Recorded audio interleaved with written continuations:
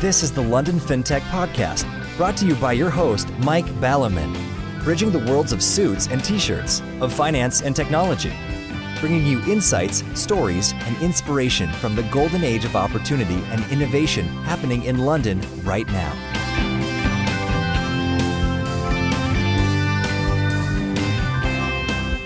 Hi, this is Mike Ballerman, and this is London FinTech Podcast, episode 201, brought to you in association with Smart and enlistedboard.com, and I'm delighted to be joined today by Alan Vaksman, managing partner and co-founder of Digital Horizon, to talk about investment risk. Digital Horizon is an investment company which combines an international venture fund with a venture builder that creates and scales technology startups. We'll hear more about them later, but as a fresh LFP main course topic, Alan suggested investment risk, which was a new one that I was pleased to dive into specifically. Alan has a very rounded background, which has given him experience of risk from many directions. He is currently chairman and co-founder of Digital Horizon, a director at Yes Growth, and a director at SteadyPay. He's worked in South Africa, UK, Israel and Russia, including at the larger end of the spectrum for PwC, KPMG and Goldman Sachs. Okay, so having last week written about 1 million words for LFP200, a deep dive into the nature and philosophy of technology and technique, as well as how they impact people, culture and civilization, let's keep this intro brief. Plenty to talk about, so let's get on with the show. Good morning, Alan. Thank you for joining me on the show today. Morning, Mark. So, I'm particularly pleased to be joining you today. Obviously, the main reason is your magnificence. And there are some other ancillary reasons, which is actually, amazingly enough, this is only the second face-to-face pod recording I've done in 2 years, which I would never have imagined a couple of years ago. As I say, last week I had to write 10,000 words, which is much harder than just interrupting people and making them lose their thread. And also, Bridget and I decided to, which was a bad move actually, in terms of stock selection and investment, we picked the wrong stock with COVID, and we both came down with Omicron.BA2, which turned out not to be a good idea, and that we were literally wiped out for over a month. I mean, as in completely wiped out for over a month. And funnily enough, amongst our clan, 3 other members of the clan had COVID at the time. 2 of them must have had BA1, because they were a bit under the weather for 3 or 4 days. And another one, all these 3 are 20-somethings, and another one must have had BA2 because he was wiped out for weeks. However, the media tell me that it's not the current thing, so being not well for a month from some bioweapon, I lose track of whether it's America's, is not a thing, and therefore I needn't bother. So anyway, it's been quite interesting coming into London for only the second time this year. And we're in Regent Street here, where our offices are.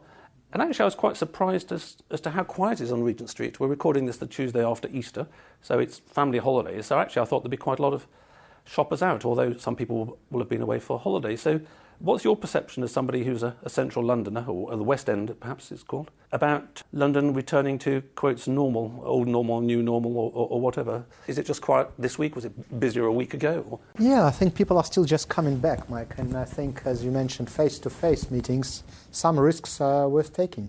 Then you have to go back to some kind of normal.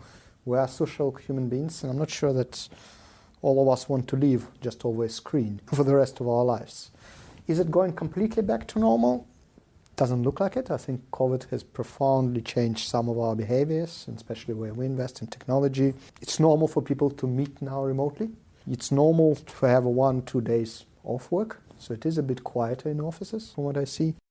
Yeah, we can talk about this quite a lot, but is it completely back to how it was? I don't think so. I think it is a bit quieter, especially on Fridays and maybe Mondays. Tuesdays and Monday now. I sincerely hope, and I don't see it in the central London, that this is very quiet. Sometimes it's a very busy days here. Ah, good. I'm glad it's busy sometime. I was singing the praises in the last episode of Ian McGilchrist, and listening to you then makes me recall a conversation between Ian McGilchrist and Jordan Peterson, respectively, a practicing psychiatrist and a practicing psychotherapist.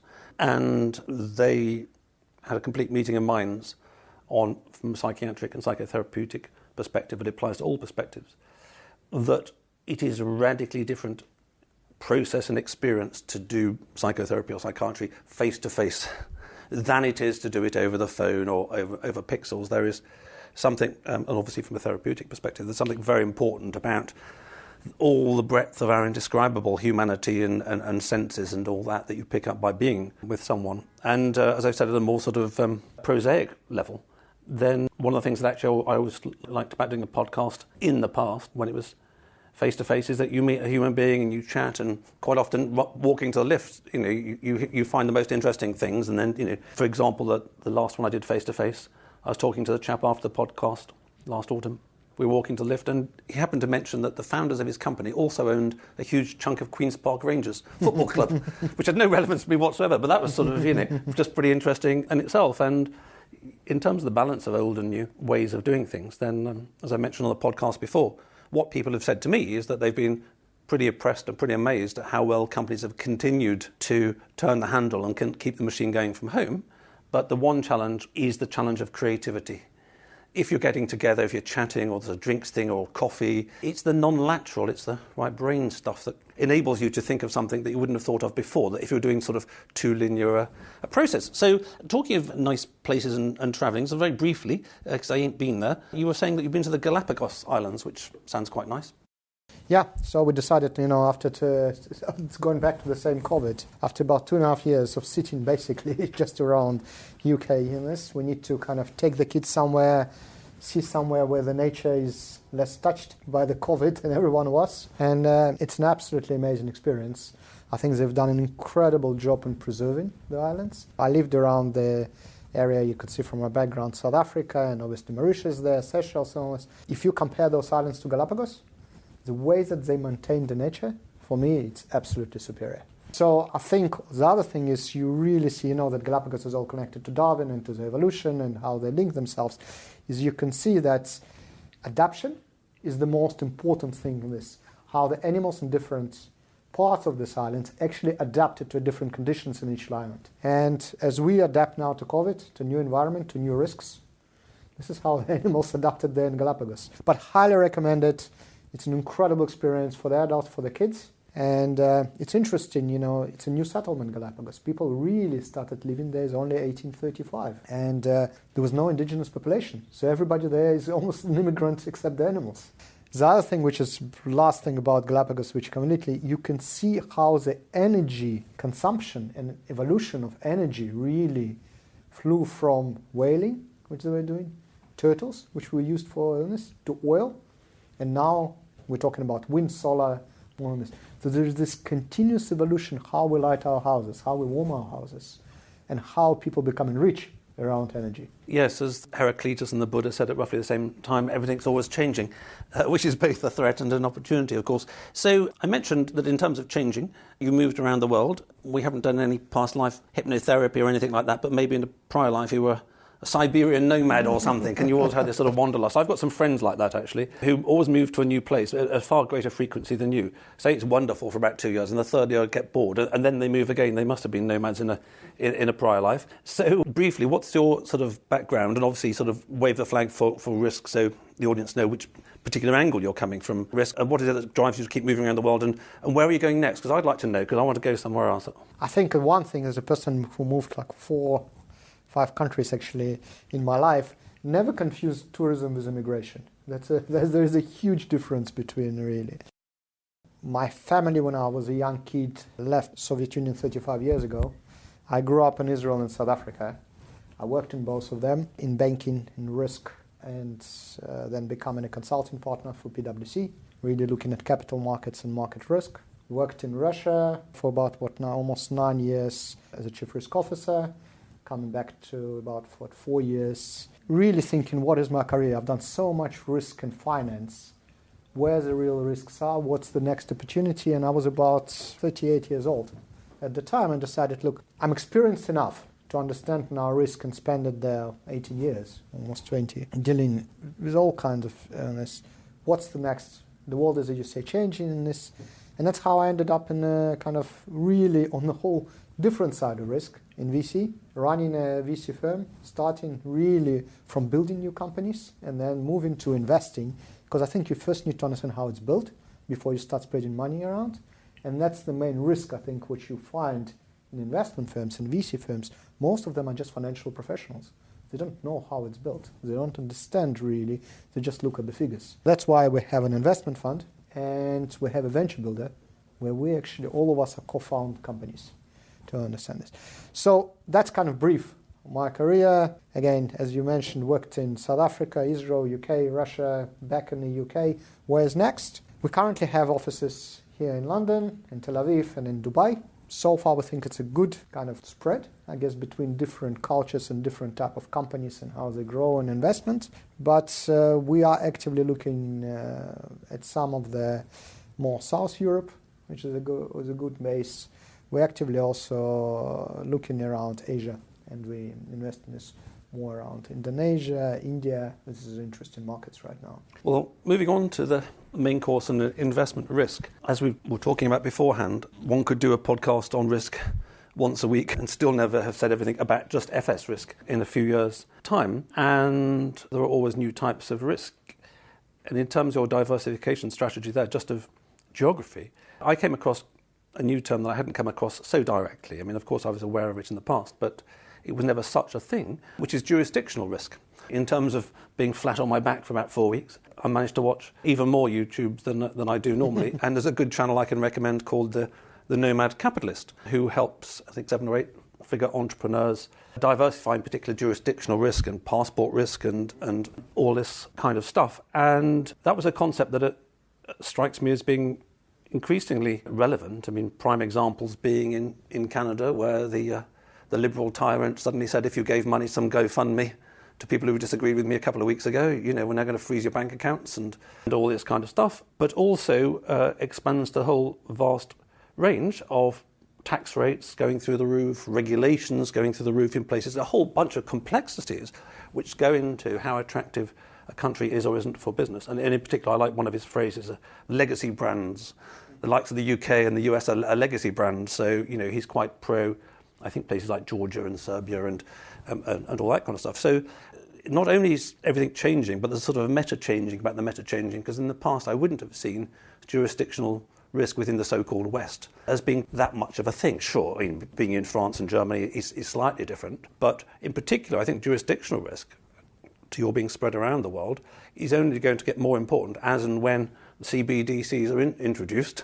And a bit like the response to COVID, one can imagine that in some places, metaphorically speaking, a bit like in Melbourne, the cops will be beating the shit out of the people. In other places, I mean, I think Turkey was an example that Nomad Capitalist gave. He's got a place in Turkey.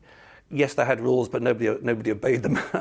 So jurisdictional risk is a new thing. And how do you see that from an investment perspective? I mean, a simple example is about 2 or 3 podcasts ago, we had a Polish VC talking about the benefits of East Europe, maybe more than 2 or 3 weeks ago, and he was very keen on Ukraine. But that's an extreme example of jurisdictional risk right now. Look, I think I'm very happy that you mentioned it, because doing risk for many years in investments, mixing those two, the only thing which helps us is diversification, because none of us can guess.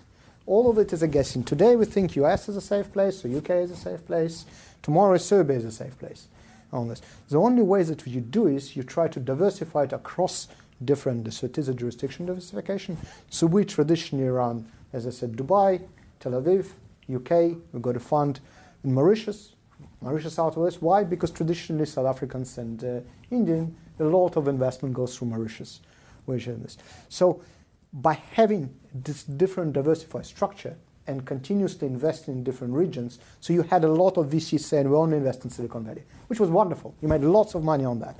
But if you look at the longer term perspective, right now it's a red ocean. It's really, yes, absolutely still huge in the biggest market, but clearly you need lots of money, enormous amount of effort to really penetrate this market. Lots of pyramids, because as we can see now some of the fintechs where we work now dropping 65-75% on the market valuations because the pyramids were created there to an extent. So it's a very, I guess, market where it's not guessing where it's good. It's not guessing today it's a good jurisdiction, tomorrow it's a bad jurisdiction. It's been diversified for the investors across assets, across countries, across stages of the investment. Another very typical thing for VCs, we are an early stage VC. Well, maybe, sometimes happens in early stage or maybe in late stage. Why do you want to be in one stage? Maybe you need liquidity, so you want later stage. Maybe you wanted more returns, so you will go into early stage. So that diversification across everything I think that's what we live. And I completely agree with you with the introduction of CBDs. What is a CBD at the end of the day? In somewhere where you can track how the money is spent, where you're spending the money. It's not this Web3. It's a control mechanism at the end of the day. And with that, you're really introducing even more jurisdiction, because somebody will tell you where to spend your money. Yes. So anyway, one of the things that we look at differently in the 2020s compared to, 1980s, 1990s, is jurisdiction. It didn't used to be such a thing, and it will be such a thing. And I think the other phenomenon about the 2020s, which definitely relates to the way that technology changes the world extremely rapidly, is it's not just that, as per Heraclitus and the Buddha, things are changing. They're changing at a crazy rate right now. Absolutely.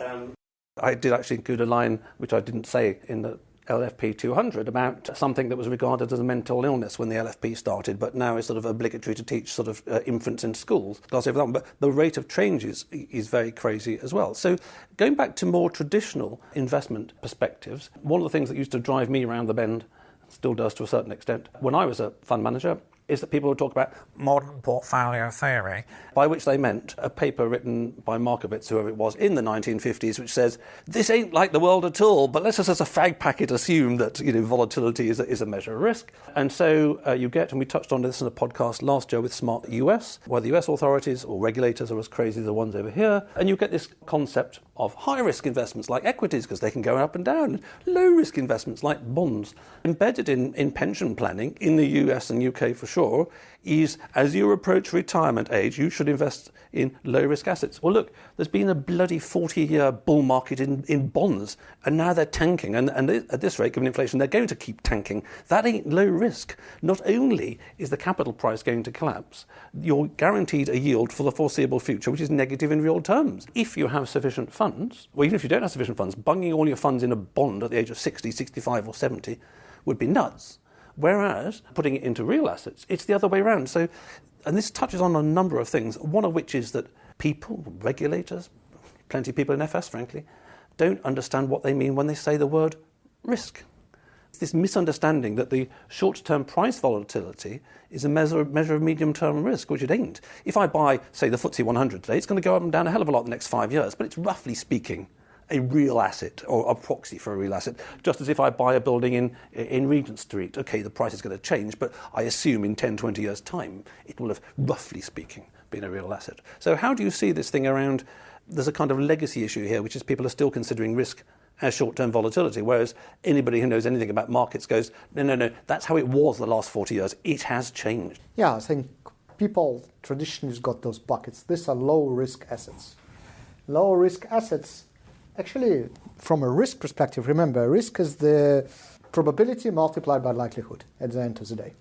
Yeah, and the probability of you losing money on bonds is very high. Well, you lost money because the bonds are not tracking inflation. You can argue it's 5% or 15%, depends on the segment you're sitting in, but there's no bonds which give you even 3 or 2%, and they're all in negative area. So you lost money. And that was very clear where the interest rates were in absolute negatives.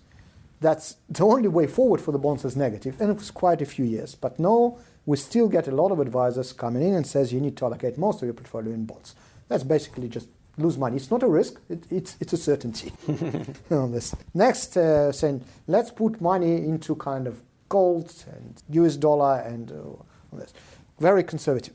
It's a certainty that US dollar will only go up when interest rates go up, and interest rates only go up when inflation figures are going up. That means you're losing money again. This is how this goes. So for me, what most of people advise, and is a very safe asset, it's not even a risk, it's a certainty of loss to a certain extent. The only thing which you can be calm about, it's not a huge loss. It's not like 60, 70% loss. You're steadily losing about 10 to 12% of your hard-earned cash through this. Now, what every regulator then wants is you don't put money into equities, hypes, meme stocks. We all heard about Robinhood and all of that stuff and all this. The only real thing there is, are you able to exit in time? Because if you invested even in those hype stocks, they went up 150 to 100% and they dropped about 35, 40. You're still pretty much high up. If you invested, let's say, in hyped stock like CrowdStrike or Moderna, I'm just talking about listed, you're still very much up if you just invested before COVID. And it doesn't matter how on this. Saying that, that's absolutely right. The volatility is high, but your real return is much higher. Then the volatility is low, but your real return is negative. And that's where the new world of risk is. As you mentioned, the rate of change is high. You need to track that change and track the real assets or real equities or real assets which track and go along with this change that are less impacted by the short-term volatility. For me, and a lot part of my portfolio, due to obviously my occupation, almost is in PE and VC. Because most of PE and VC, you are tracking the change, because that's what we invest. Yes, you can have losses. So normal VC portfolio, if especially early stage, out of 10, 1 is great, 3 survive, the rest die. But 1 is so great it covers all. That's the logic of the VC. Or the prayer of the VC. The prayer, but it's actually consistently worked like that through the technological change. Why it's going very fast is that the incumbent companies just don't catch up. The whole dream of transformation of a large corporate, which suddenly becomes an absolutely this, just didn't work. Just didn't work for anyone. So for me, this is that. This very important, I think, also on the risk is changing that mentality, because we're going to get people into very negative territory next 4 or 5 years if we're continuously advising them, keep cash on the account, buy bonds. And that's the only thing you do. Yes, and that reminds me of the debate in the 1920s about what risk was, which has been covered in a book by former Governor of the Bank of England, Lord King, and John Kay, a joint book, in that there was a debate in the 1920s. I think it's between Keynes and the statisticians. Mm-hmm. Statisticians said, we've got all these numbers. They didn't have spreadsheets, we know that, but anyway, metaphorically speaking, we can use our spreadsheet and we can tell you what the risk is and it'll be a number. And Keynes, although this would involve Keynes being right, which isn't so much, but anyway, these days. The other view was that risk is about uncertainty. You don't know. I might trip over walking down your staircase and break my leg. It's possible. Attaching a probability to that is meaningless, like to say, you've got 1 in a million chance of breaking a leg. You don't know the future. So there are these two very different views of the future, which, going back to Ian McGilchrist, is probably a left brain and a right brain. The left brain perspective, left hemispheric perspective says, we can calculate and we know it and we'll get a number and that's it. And the right brain saying, who knows, I don't know, it could be anything really. And I think that in terms of how one integrates the two, because the correct thing is to have an integration of the yin and the yang, the thesis and antithesis, is to realise that in some circumstances this kind of historic, calculate it on a spreadsheety perspective on risk will not work, in particular in periods of discontinuity in markets and the economy and the world. And we're going through a very discontinuous period at the moment, what with inflation, lockdowns, CBDCs, a 40-year bond market turning around. So we're in a period of discontinuity. And I think in a period of discontinuity, the theme is surely, and we'll look into the VCs with your experience, that actually what is required is this kind of more innate, intangible, implicit understanding of risk that you get, as you say, very articulately when you're talking about your portfolio, by actually understanding the goddamn business, as opposed to, yes, I worked for 30 years at Goldman's and then I set up a VC firm because I know about finance. Well, that's good, but you may not know, for the sake of argument, about clothing shops in Regent Street. You can play with your spreadsheet, but if you worked, should we say the other way around, you worked at Tommy Hilfiger, I'm looking at over the road. You started there at the age of 16 or something, and by the age of your 40, you know quite a bit about retail. And if you know something about an industry from the inside, you can get out of this kind of mathematical, arithmetic perspective of risk. You understand the dynamics, and then you get a bit of a feel. I see. If they shut down for a couple of years, they won't be good. If inflation's high. And so how do you see this kind of implicit versus explicit perspective of risk? And maybe then we can relate that to the VC market, as you say, because there's geography, there's early stage, there's mid-stage, there's pre-IPO stuff. Yeah, I think one is that you learn to mix the expertise. Yeah, so for example, we just launched our new retail fund, retail technology focus fund, and we joined it together with somebody who was operating large-scale retail for 30 years before they sold the business, both online and offline.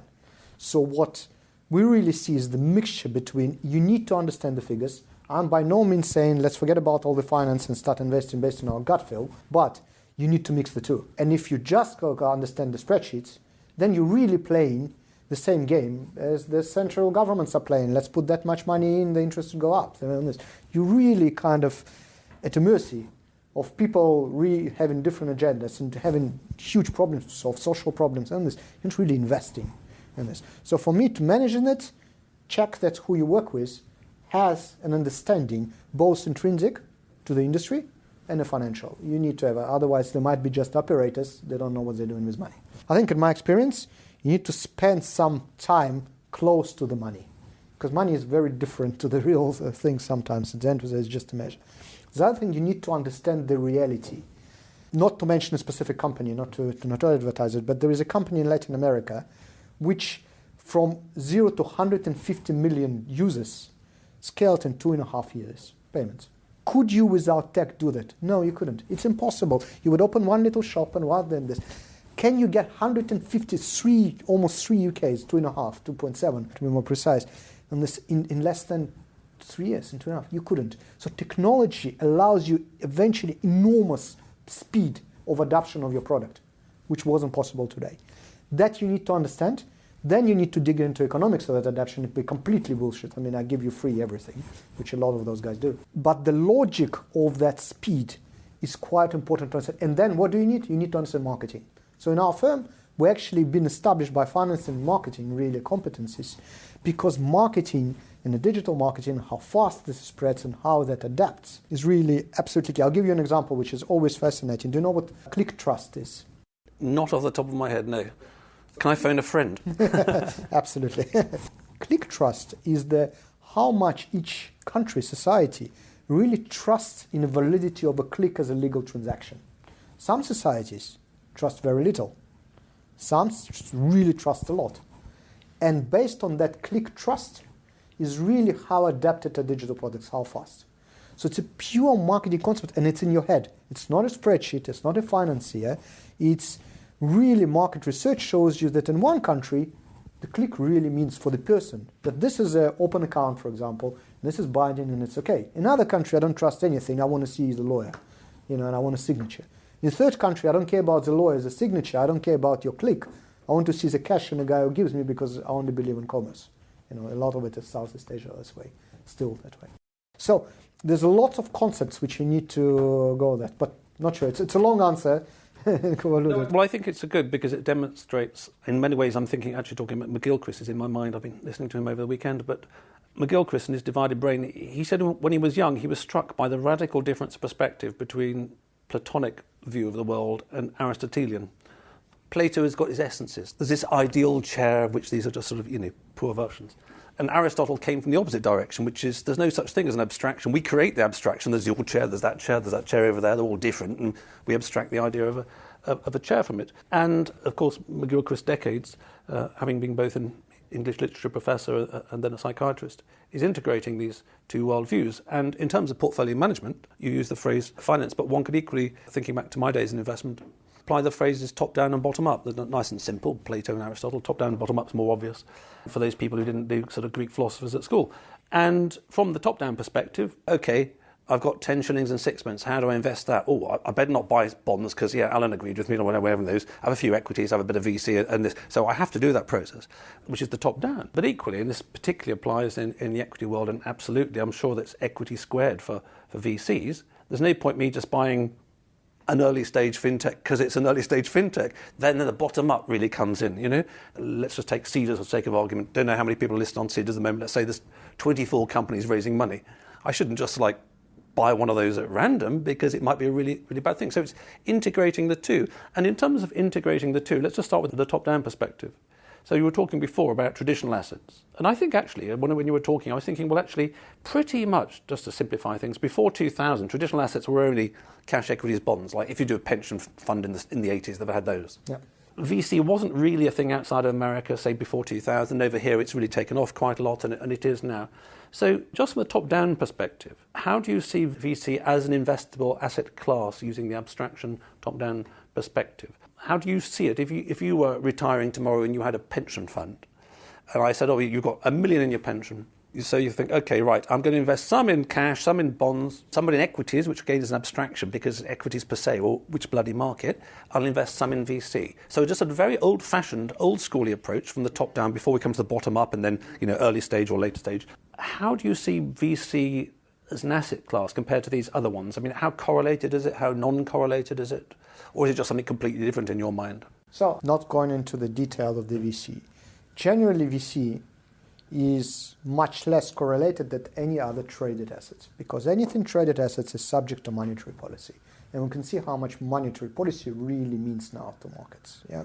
Saying that, the allocations to VCs, it really depends on your investment horizon, how long, yeah? Because maybe you're a pensioner and you're looking for another 10, 15 years, maybe you're looking for 2, I don't know, yeah? But the closer it is to IPO, the more correlated it is. The less close to IPO, the longer your money is away, but less correlated it is because the cycle's passed. The average allocation, as I said, anywhere between the smallest that I see is around 10, 15, and the really maximum is around 25. So you're not going to put all your money into VC and PE. It's still regarded as quite volatile money for a reason, not only returns. Returns actually VC funds give quite consistent. If you look at them through the cycle, they're averaging around anywhere around 22 to 29. Our fund runs at about 40% IRR right now, but we're only 4 years, so I think over 8 years we're only going to go, I would love to say we're only going to be 40. I think if we're managing around 25, 30, it's good. That's a consistent return, because you also go through the cycles. So to answer your question, the least right now, you invest in change of technology, you see how much it, at least put 10, 15% into it. And we still see, especially in Europe, more in continental Europe, we're a bit better here, but not by much, is really most of investments are not there. It's just very, very, comparatively to the US, Israel, or the other ones which are more active in this, we're still sitting and trying to invest in bonds.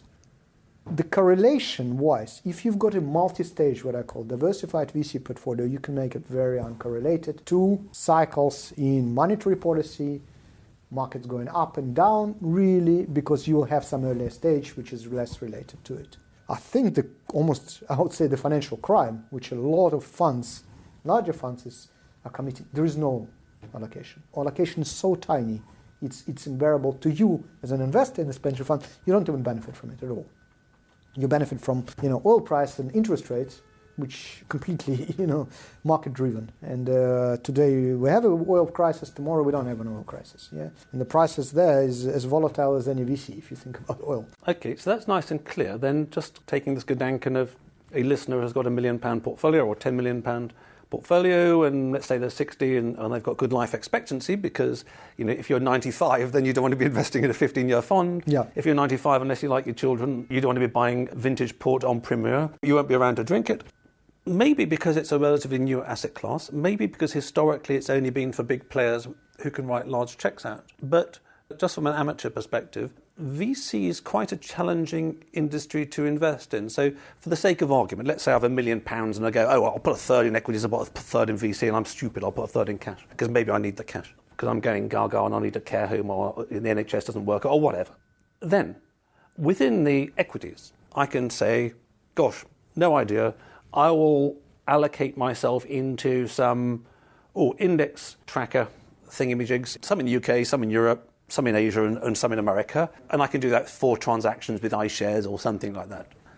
In terms of, and this is more sort of a sort of VC stock selection kind of thing really, as we started, VC is an abstraction. All you guys aren't doing precisely the same thing all over the world by definition. You're all doing different things in different sectors of the market at different stages and different geographies and different technologies, and some are not in technology. So how on earth do I allocate my third of my portfolio into a good spread of VC investments? Because let's say it's $1 million, I'm not going to stick £333,333 in one VC fund and hope that VC gets it right. Obviously, I need to diversify within VCs and across industries. But as far as I'm aware, there isn't a simple way to do that, is there? I'll just buy a bit of your fund and then think, who was on last year on the podcast? I'll buy a bit of theirs and buy those. And there isn't generally a secondary market in these things. So let's just talk about the realpolitik. The listener listens to this, hears what you say and thinks, yeah, actually, I do need more VC in my portfolio. How the bloody hell do they do it in a simple, cost-effective manner if they don't know the industry? Yeah, so I think is one of the trends in the industry, which we started, I think we were, about 4 years ago, we were one of the first multi-stage fund, where we don't ask you, as a person, to understand which stage you want to invest. And also, we don't ask you really which jurisdiction. And if you ask us which one is, we've got 40% in the US, 30% in Asia, 25-30% in Europe, so we're quite diversified. Now we actually saw, 3-4 months ago, I don't remember, Sequoia, which is one of the biggest world funds, pretty much doing the same thing, saying you give the money to Sequoia, we will allocate. So no more early stage, no more late stage, because it is confusing. It's very confusing even to pension funds, which got professional investors. It's clearly very confusing to, let's call it high net worth individual, which saved about 2 to 3 million. That's one thing, how you do it. Try to find a multi-stage fund. Obviously, we here are not impartial, we are a multi-stage fund, but at least this. Then is try to find a fund which is diversified across jurisdiction. We discussed about it. If they say to you, all our money goes into Western Europe only, Maybe that's not a great idea. You've got Southeast Asia, you've got US, you've got Middle East, Israel. If you look at by the amount of unicorns, you've got number one US, kind of China, but very difficult with them in this. But if you look at more market-driven kind of thing, India is second, Israel is third. What do you mean you're only in US? So you need to be in this market. So just find the one which works at least across, so you don't have to choose because you're not really in this. Second is about the timing. Very simple advice. Funds that invest in software are quicker than funds that invest in hardware. Anything which has got to do with biotech, anything got to do with physical hardware is more expensive, longer cycles than this. Anything got to do with software is faster. It's easier spreadable, it's cheaper to make. And you this. This is the case. Yes, the innovation coming of hardware could be huge, but it's really difficult in a long time. You do have great examples on this, like Tesla, yeah? But it takes a long, long time to really get there. So software is quicker, in essence. Hardware is usually longer, biotech is usually longer. Then try to get into somewhere where it's easy to spread the technology. And what do I mean by that? The less human interaction needed, less physical product manufactured, the faster it is. Why do we invest in fintech a lot? Not only backgrounds, you don't have a physical product. There is nothing to manufacture. You can spread 150 million in 2 years, and basically there's nothing physical, because money is not physical, it's all electronic right now. Same as software. But the simplest one, look for multi-stage, look for multi-country. This is the one. We are at the moment building a platform which will accommodate smaller tickets, which you will be able to work with VCs and syndication. There are some platforms on the market already. I think they're not very diversified. They're very focused, again, US focused to a certain extent. But they would argue they're trying to diversify. We're also looking for quite Asia-based diversified platform, which for smaller tickets. But at least those two, I think, would work if you're choosing this. Try not to get very specialized. Okay, so that's clear. So I take your point about investing in a fund that's diversified in the first place, or in a bunch of diversified funds. But again, VC is still relatively challenging to invest in because, as I understand it, you mentioned Sequoia. Let's say Sequoia might be raising a new fund in September of this year. If I happen to be investing in September of this year, I can invest in their fund. But actually, there's, off the top of my head, no secondary market in that for quite a while until I raise the next one. Let's say you raised a fund last year and maybe you're going to raise one next year. So there is this thing, which is, I don't know what a good metaphor is, but it might be like that building in Regent Street over there, which is I can't invest in that building in Regent Street over there unless they're sort of selling it on the day that I want to invest. So it's almost like VC, and there probably is one of these, VC needs, I don't know, an ETF or something like that that's sort of daily traded. So what about this problem of access? So you get a pension fund, your pension comes out, let's say, in December this year, and then you want to allocate a third of it into VC because you understand it.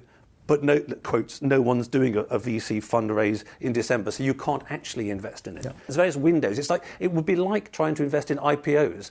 Oh, there aren't any this month, well, I can't invest in them. Yeah. So I think exactly like we are, and there are some funds now, we always have an open fund, which you can invest in.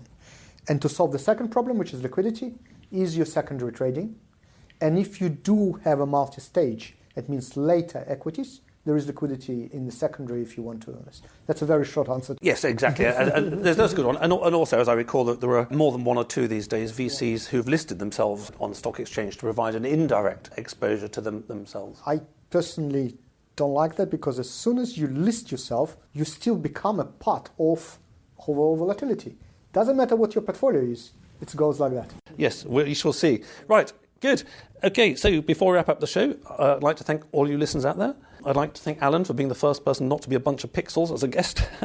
It's certainly very different, not being a bunch of pixels. He seems to be 3 dimensions, not 2. And my brand partners of the podcast, Smart, is transforming pensions and retirement worldwide. Their leading-edge retirement tech platform propelled them to success in the UK. Now they're operating on 4 continents and working with partners like Zurich and JP Morgan. Find out more at www.smart.co. Then listedboard.com, your guide to entrepreneurial governance and how you can start making your board an engine of growth today. So, Alan, we've touched on just only in passing a little bit about Digital Horizon. What would you like to tell the listeners out there? And you're obviously a great company already. And what would you need, if any listeners out there happen to have it, that would make you an even bigger and better company than you are today? So I think we're really looking for, everybody is looking for smart VCs.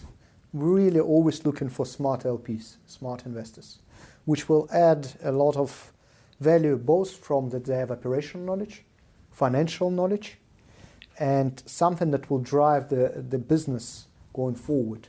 So we really work well with investors which are corporate sometimes, or which know how to operate a business, ex-entrepreneurs, or very specialized funds which want certain things, but actually have got the expertise. So we are very careful around adding very smart investors to our portfolio, because that drives our business. Because we receive more insight, actually more interesting, clever people around our table, and that's how we grow a community to invest. The other message is really coming from risk background, it's diversification.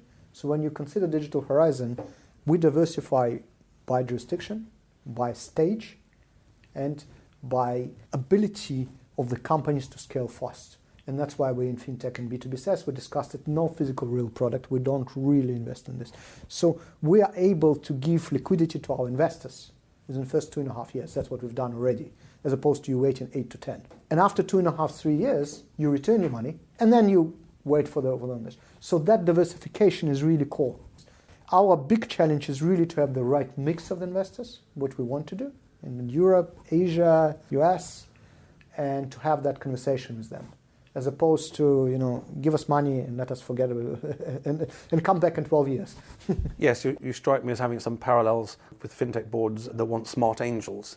Exactly. If you're a desperate early stager and a naive entrepreneur, you might think you want money. Well, yes, that's necessary, but not really sufficient. You want money and expertise. And you mentioned in passing, Alan, but just for the clarification, for those people who are busy driving, jogging, or baking a cake when listening to the show, the retail platform that you're working on, is that plans for the future? Yeah, it will be launched in June. It's still not purely retail, it's still high net worth. High being these days? High being it's about $1 million plus of assets, of liquid assets that you need to have because of the regulatory really constraints. It is going to be based in Asia, and but open for all the illness, and that's for regulatory neutrality. So because what we see is that a lot of this is going to have a UK branch of it, so that you can invest from there. Again, we are trying to liberalize VC, but it's not going to happen. That's, and I also never suggest to anybody, if you've got 50,000 savings, that you really got to put all of it in the VC. This is still a different type of assets. But what's, I think, needs to change, and really we are part of this change and we're happy to invest, is that once you build some capital, you do invest in that changing world. Because you are sitting, and most of it, unfortunately, people are sitting and still investing like nothing is changing while sitting on Zoom. You should have been investing there too. And you don't have any exposure to that change. So that's platform. June is the launch. Excellent. And it's a good example in terms of the successful entrepreneurs, let's just take London geographically for fintech, as per Silicon Valley, that the capital needs to be recycled so that the most successful entrepreneurs in London fintech and in other tech sectors need to put some of their money back into the ecosystem to keep the whole ecosystem improving, rather than just sort of taking the money and running and buying a sort of tropical island and lots of palm trees for the beach. Well, time as always has gone past very quickly, and it's a very interesting conversation and a fresh conversation about risk. And I think in particular, we haven't touched on cryptos, I'm glad to say, but I think when it comes to cryptos, the statisticians, going back to the 1920s, wouldn't be the ones to ask for, which is they've got a spreadsheet of Bitcoin's price every day the last 10 years. That's interesting, but it's the people who say the future's uncertain. So I think the future's uncertain for those. I have one comment, going through, been in investment banking through the Lehman Brothers, although I was more in corporate banking at the time. What's happening in crypto and in crypto trading, it's exactly the same thing as what's happening in derivatives. When we look at about the trading, most of the people that I worked at the same time, which were creative, innovative, just took the same tools in trading, just took it to crypto. There's nothing absolutely. It's just different term for exactly the same leverage, exactly this. So I think crypto will get to it.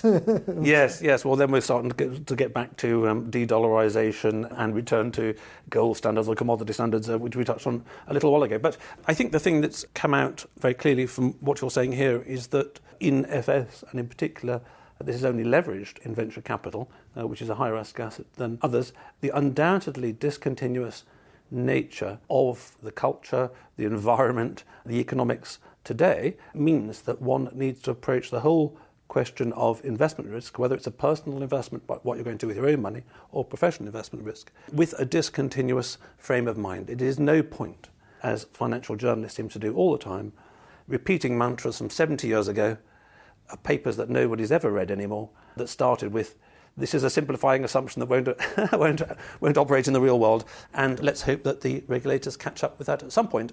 So thank you very much for that, Alan, and I wish you and Digital Horizon every success in the future. Thank you very much. Thanks for listening. If you're in need of a non-executive or advisory director with deep expertise, experience and contacts in the worlds of both traditional FS and fintech, or unique insight into how to make your board an engine of growth today, contact me at mike@mikeballiman.com. If you just need one-off advice in these areas, via clarity.fm/mikeballiman.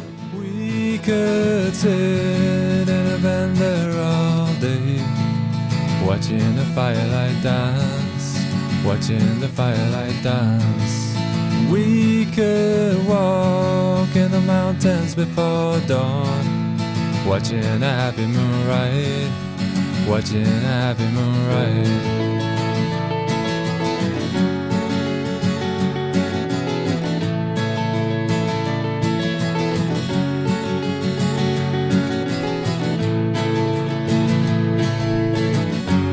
Come away from the city, with the tarmac so dead and the people so sad.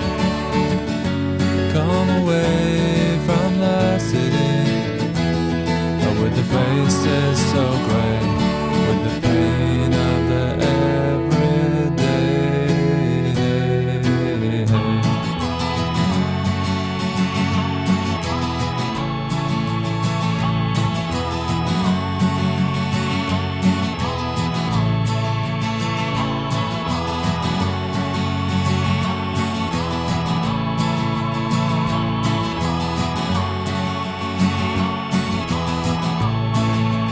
We are wild like the mountains and the trees. Can you see what I mean? Can you see what I mean? We fit in between the earth and the sky. Kiss the city goodbye, wave the city goodbye, wave the city goodbye. The city goodbye. Watch the firelight dance with me. Watch the firelight dance with me. Watch the firelight dance with me. Watch the firelight dance with me. Watch the firelight dance with me. Watch the firelight dance with me. Watch the firelight dance with me. Watch the firelight.